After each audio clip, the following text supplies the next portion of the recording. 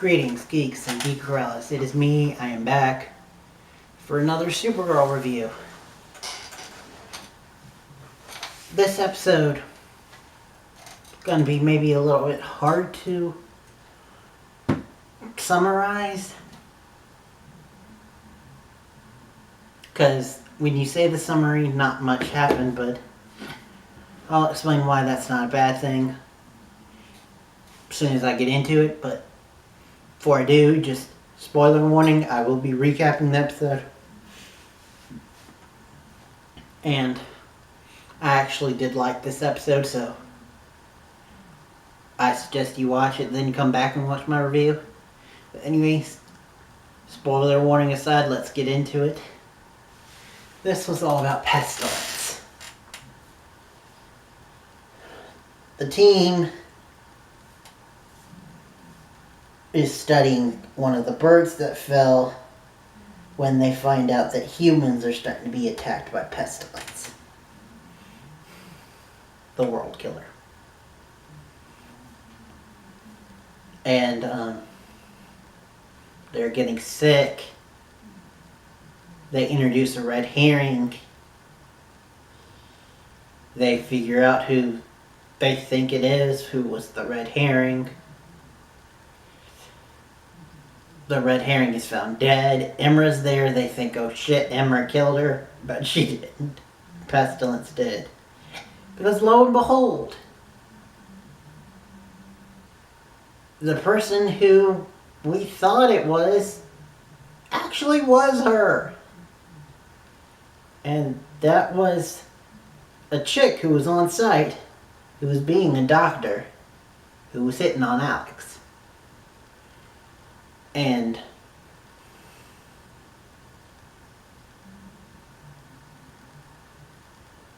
just as they're starting to try to find who she is, when they're in the midst of trying to figure out that it's who we obviously know it is,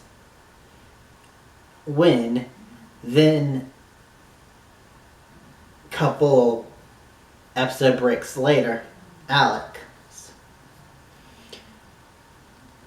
pass out. They're now affected. Through them, we figure out, oh, it's obviously her. And then they go to confront her.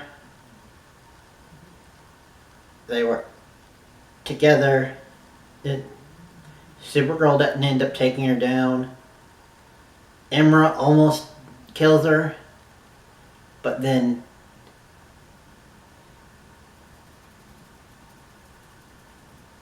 trying to think of her name. Julia.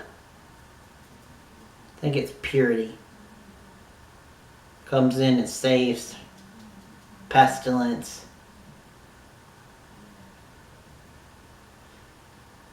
But they got enough blood of hers to make a cure.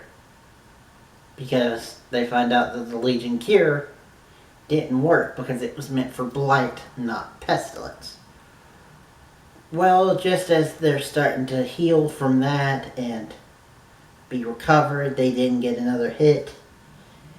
That Purity and Pestilence are on their way to L-Corp.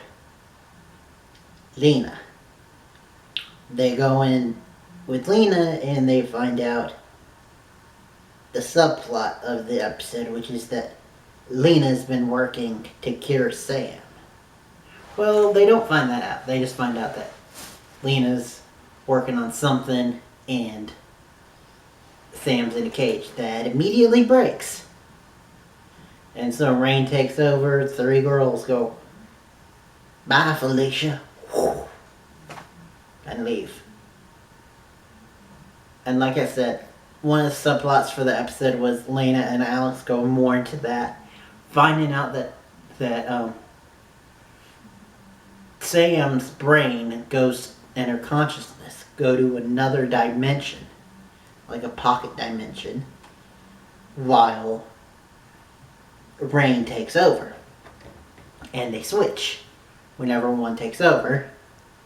But Rain wants Sam to willingly let her take over for good.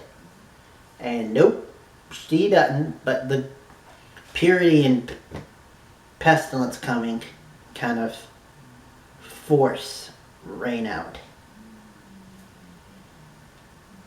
And then the other subplot for the episode was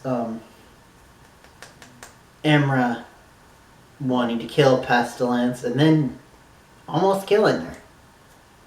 And then find out the true reason why she's so death heavy on Pestilence is because in the future her sister dies because of blight.